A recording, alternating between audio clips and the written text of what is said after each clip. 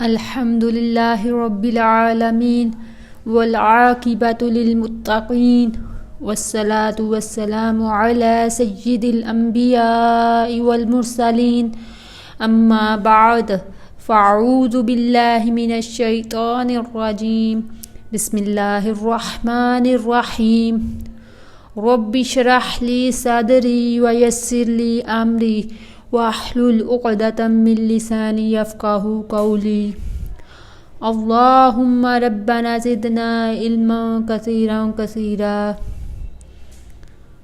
انا انزلناہ قرآنا عربیا لعلکم تعقلون، بے شک ہم نے قرآن کو عربی زبان میں اتارا تاکہ تم سمجھو۔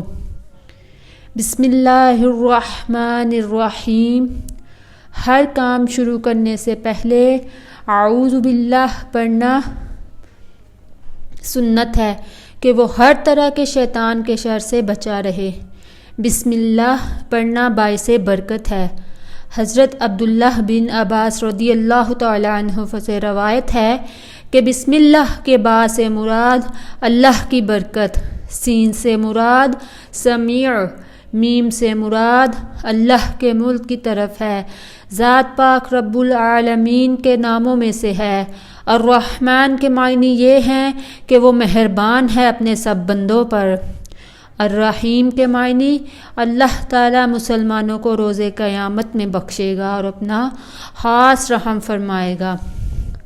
عزیز طالبات، طیبات، صالحات، آج کی ہماری آیت دنیا اور آخرت کی بلائیاں حاصل کرنے والی ہے، بہت ہی جامع دعا ہے۔ چلے اسٹارٹ کرتے ہیں۔ ربنا آتنا فی الدنیا حسنۃ وفی الآخرۃ حسنۃ وقنا عذاب النار۔ یہ سورۃ البقرہ کی آیت نمبر 201 ہے۔ ربنا، را کو پر پڑھنا ہے اور با کے اوپر شاد ہے، اس کو دبا کے پڑھنا ہے۔ ربنا آتنا فی الدنیا حسنۃ، ہا کی آواز صحیح نکالنی ہے، حسنۃ، وفی الآخرۃ، ہا اور خا میں فرق رکھنا ہے، نہیں تو ہم لوگ گناہ کے مرتکب ہوں گے۔ حسنۃ وفی الآخرۃ حسنۃ وقنا عذاب النار۔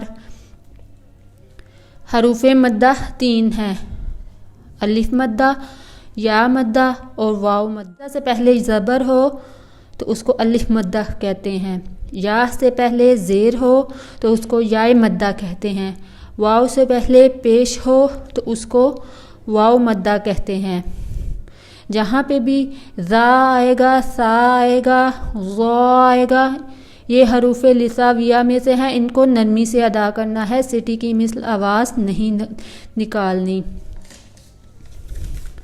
عزیز طالبات، آئیے اس کا دوبارہ کرتے ہیں اسٹارٹ۔ ربنا آتنا فی الدنیا حسنۃ وفی الآخرۃ حسنۃ وقنا عذاب النار۔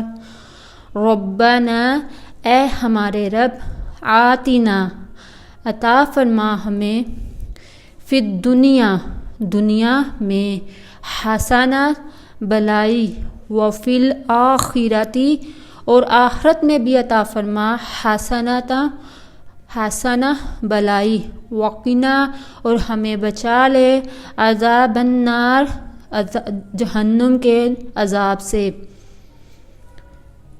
ربنا آتنا فی الدنیا حسنۃ وفی الآخرۃ حسنۃ وقنا عذاب النار۔ اے ہمارے رب، ہمیں دنیا میں بھی بلائی عطا فرما اور ہمیں آخرت میں بھی بلائی عطا فرما اور ہمیں جہنم کے عذاب سے بچا لے۔ آج کی ہماری آیت دنیا اور آخرت کی بلائیاں حاصل کرنے والی ہیں۔ حضرت انس بن مالک سے روایت ہے کہ حضور پاک عموماً یہ دعا پڑھا کرتے تھے۔ بخاری شریف میں بھی کتاب الدعوات میں بھی یہ آیت مبارکہ دعا کی صورت موجود ہے۔ نبی پاک کے ان اذکار میں بھی شامل ہے جو نبی پاک فرمایا کرتے تھے۔ دعا ہر نماز کے بعد پڑھنی چاہیے کہ یہ دنیا اور آخرت دونوں کی بھلائی اور خیر کا سوال کرتے رہیے۔ دنیاوی خیر بہت سی صورتوں میں ہم حاصل کرتے ہیں۔ وہ خیر رزق کی صورت میں بھی ہے، وہ خیر علم کی صورت میں بھی ہے، وہ خیر عمل کی صورت میں بھی ہے، وہ خیر اولاد کی صورت میں بھی ہے، وہ خیر رزق کی صورت میں بھی ہے، وہ خیر قلبی اور روحانی سکون میں بھی ہے، وہ خیر صحت کی صورت میں بھی ہے۔ ہر وہ چیز جو دنیاوی خیر سے تعلق رکھتی ہے اور آخرت کی بھلائی کا سوال کرنا بروز قیامت، آخرت کی ذلت و رسوائی، محشر کی گرمی، پل صراط کی نازکی، حوض کوثر کی تشنگی اور نامہ اعمال جب ہمارے سامنے پیش کیے جائیں گے تو حساب کی سختی سے بچا لے گی اور ہمیں جنت میں لے جائے گی۔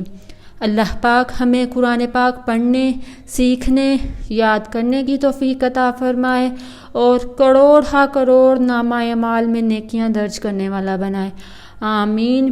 ربنا تقبل منا انک انت السمیع العلیم وتب علینا انک انت التواب الرحیم وما علینا الا البلاغ المبین۔ السلام علیکم ورحمۃ اللہ وبرکاتہ۔